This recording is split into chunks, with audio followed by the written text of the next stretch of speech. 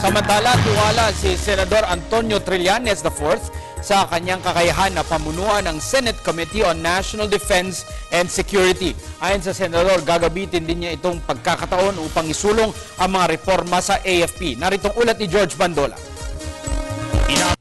Antonio Trillanes na personal nitong hiniling sa mayorya ng Senado na ibigay sa kanyang chairmanship ng Committee on Defense. Sabi ng senador, marami siyang nakatakdang alamin sa komite, karamihan sa pangangailangan pa rin ng mga sundalo sa labas.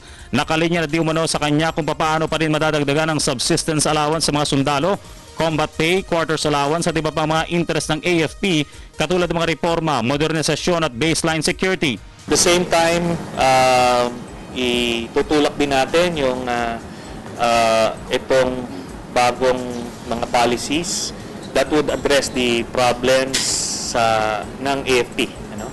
So the President mentioned some during sa SONA niya, and tutulak natin basically yung interest ng armed forces. Bukod sa mga ito, ginigit ni Trillanes na madagdagan ng intelligence budget para sa AFP, PNP at sa National Security Advisor.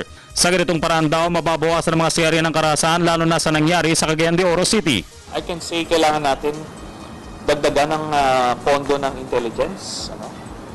Kasi ito yung key ng any combat operations and even counter-terrorism. Malaking component yan. So kailangan natin bigyan ng additional na pondo. Para sa Telebisyon ng Bayan, George Bandola.